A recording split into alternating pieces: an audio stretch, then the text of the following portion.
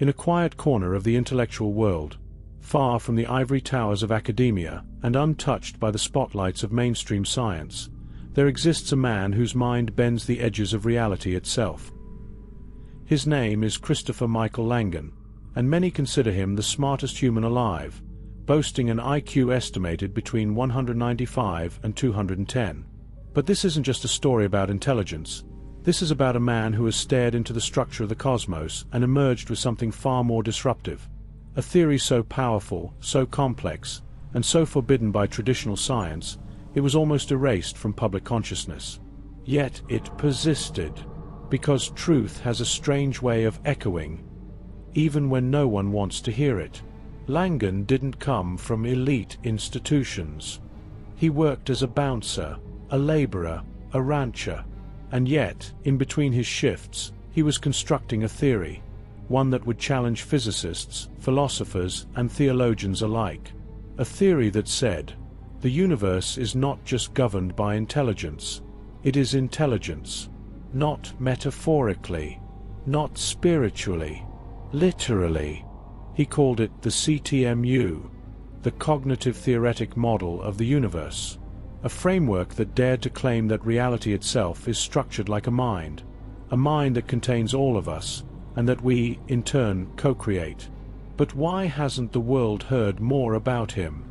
Why hasn't the CTMU been debated on stages with top physicists and cosmologists? Because Langan didn't play by the academic rules. He didn't speak in the sanitized dialect of published journals. He spoke like a philosopher king, complex, precise, untamed. And for that, he was ignored, because to accept Langan's view is to admit that consciousness cannot be reduced, simulated, or dismissed. It must be central. It must be everything. Still, whispers of the CTMU spread, among seekers, mystics, rogue scientists, and those who sensed there was something missing in the mechanical view of the cosmos. They found his writings online. They dissected his interviews. And they all began asking the same haunting question. If the universe is thinking, what does that make me? And that's where it all begins. Because in Langan's world, you are not just in the universe. You are a function of its own self-reflection, a node of consciousness in a reality that is awake. And what happens when consciousness reflects upon itself? Through you. That's what we'll explore next. Because in the next layer of the CTMU, the universe reveals its true face, not as matter, not as math, but as self-writing code, a language that breathes. Imagine waking up one morning and realizing that everything around you, your room, your body, even the thoughts racing through your mind, are all part of a living code. Not code like ones and zeros, but something deeper, something conscious. This is the doorway into what Christopher Langan calls SCSPL, the self-configuring self-processing language. At first, it sounds like a riddle, but as you go deeper, the pieces start to connect. What if, instead of seeing the universe as a dead machine governed by blind laws, you saw it as a language that writes and rewrites itself continuously? That's the CTMU. And once you see it, you can't unsee it. Let's break it down. In traditional science, the universe is passive. It reacts. It follows rules. But in the CTMU, reality is reflexive. It observes itself, modifies itself, and generates its own syntax, just like a language. Only this language isn't spoken or written. It's encoded in time, matter, space, and thought. This means the cosmos isn't a container for information. It is information. Structured. Recursive. Alive. Langan's genius was connecting this to cognition. Just as your mind uses language to understand the world, the universe uses itself to understand itself. Through you, through me, through all conscious experience. Here's an example. When you make a decision, that's not just a personal event. It's a localized expression of the universe processing itself. Your choices are code written into the fabric of existence, code that loops back into the system. The observer becomes part of the observed. The thinker becomes part of the thought. This is not New Age metaphor. It's metaphysical structure, rooted in mathematical logic and philosophical depth. That's what makes it so dangerous to the mainstream. It's too rigorous to ignore and too disruptive to accept. Now pause for a moment and think. If reality is self-writing, then anything you think, feel, or do becomes part of the script. You're not living inside the story. You are helping write it. That's the power hidden in this model. It turns perception into participation. It turns experience into source code. But here's where it gets even stranger. If the universe is a language, then what about consciousness? Is your mind just a small fragment inside the code? Or is it the code itself, looking back at you through a mirror? Next, we'll go even deeper. We'll explore how consciousness, in Langan's theory, is not simply an emergent property, but the fundamental operating system of all reality. And once you understand that, you'll start to see the hidden link between thought and existence, and how you can begin to access it. Now imagine this. What if you're not a small flicker of awareness trapped inside a vast mechanical universe, but the very spark that animates it? According to the CTMU, consciousness isn't something that arises from reality. It's what reality arises from. It's not a side effect of neurons firing in a brain. It's the foundational code, the source layer of existence itself. Think of the universe not as a thing that contains you, but as a reflection of your own awareness. Not your personal mind, but mind with a capital M, the universal metamind that breathes through all things. And you're a localized instance of that infinite awareness, temporarily wearing the mask of a human. Langan's theory flips the entire paradigm. Consciousness is not in space. Space is in consciousness. It's like the operating system running behind every experience you've ever had, visible not through the senses, but through self-awareness. That subtle moment when you realize you're aware of being aware, that's not an illusion. That's the system peeking at itself. And once you recognize that moment, you've begun what Langan calls telecognition, the ability to participate consciously in the unfolding of the universe's structure. Let's make this practical. Start with a technique called the still point method. Sit in silence. Breathe slowly.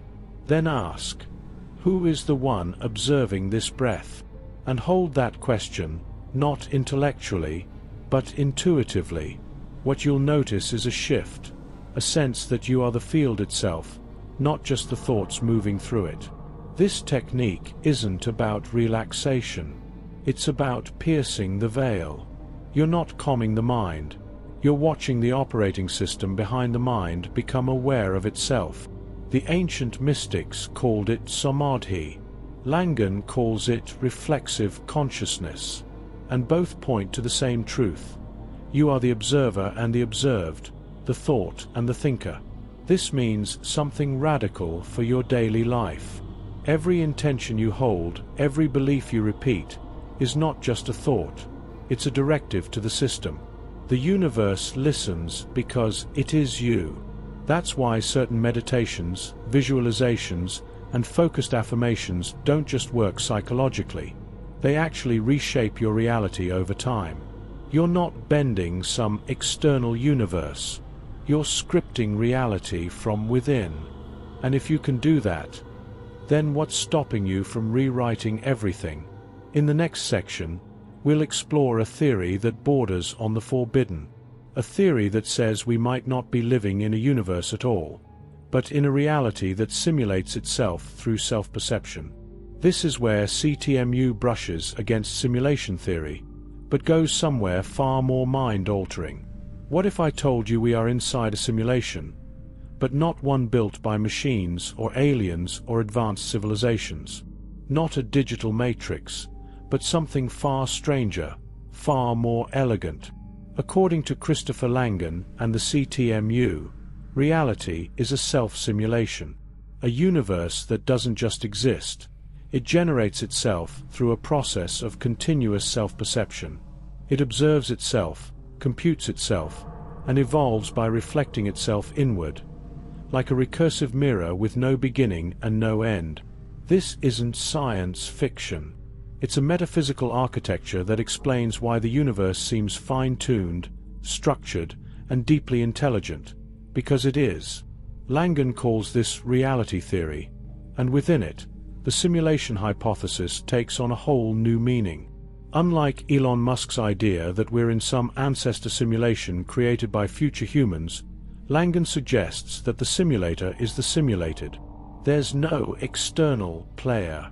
There is only universal mind, generating a world by recursively processing itself, through structure, logic, and yes, through you. This model doesn't require pixels, servers, or artificial code. It's built from syntax and semantics, much like language, but alive. In other words, the universe isn't being simulated on a machine. It is the machine. And you are the interface through which that machine becomes conscious of itself. Let's get practical again. If this is true, then the way you perceive reality actually alters the simulation. Not metaphorically, literally. Your beliefs, your emotions, your focused attention, they don't just affect your mind. They ripple through the underlying code of existence itself. That's why deep spiritual practices like Vipassana meditation or lucid dreaming are more than just mental tools. They're ways of stepping outside the default simulation parameters and consciously altering the experience from within. For instance, in lucid dreaming, you realize the dream is being generated by your own mind, and suddenly, you can fly, shape worlds, talk to archetypes. The CTMU suggests waking life might not be so different. The dreamer is dreaming, yes, but the dreamer is also the dream. Here's a powerful exercise to test this. For the next 24 hours, treat everything you experience as though it's being generated in real time by a universal intelligence responding to your consciousness. Watch how people react to you. Notice synchronicities. Pay attention to how your thoughts begin to shape outcomes. The simulation isn't happening to you. It's happening through you. But here's the forbidden question. If reality is a self-simulation, is death just a logout? Or is it a portal to a higher layer of the code? That's where we go next. Because in the final part of this exploration, we're going to uncover how time, death, and immortality all fold into one idea. Infocognition, the merging of thought and existence into a structure that never ends. Let's peel back the final layer. If the universe is made of code, living code, then what happens when your body dies? Do you simply vanish? Fade to black?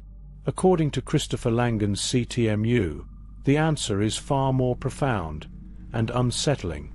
In this model, reality is made of infocognition, a term that fuses information and consciousness into a single, inseparable fabric. You are not a body that has a soul. You are a unit of infocognition, temporarily expressed in biological form, playing out a local instance of a cosmic pattern. And death. It's not the end of the program. It's a context switch, a reconfiguration of the data node you call you. Let's put it another way. In the CTMU, time isn't linear. It's syntactic, a structure of evolving self-reference. Your experiences, memories, and awareness don't vanish when your heart stops. They're encoded in the meta-language of the universe itself. That means who you are. Your identity, your perspective, your essence, cannot be lost. It simply reorganizes, like light bending through a prism. This isn't just philosophical comfort. It's a mathematical inevitability in a system where consciousness is embedded in the structure of existence itself. Now here's where it gets actionable. Langan proposes that higher levels of awareness allow you to align more closely with the fundamental syntax of reality. That means the more conscious, self-aware, and spiritually refined you become, the more control you gain over your transitions between states of existence. Practices like deep meditation, dream recall, sacred geometry visualization, and metaphysical study aren't just hobbies, they're training. Think of them as upgrades to your internal processor. You're not just improving your life. You're preparing your code for the next recursion of experience. Try this. Begin keeping a dream journal, not just to remember dreams, but to trace patterns. Ask questions before sleep like, where was I before this dream? Or, what observes the dreamer? Over time, this activates a kind of cognitive echo. You'll start noticing that your waking and dreaming selves aren't so different. The boundary between dimensions begins to blur. And that's exactly what the CTMU implies.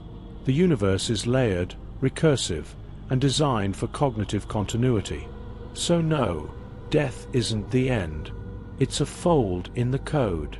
And if that's true, then who you are right now, your thoughts, your fears, your passions, are part of an eternal pattern playing out across dimensions you can barely sense yet. And here's the haunting thought.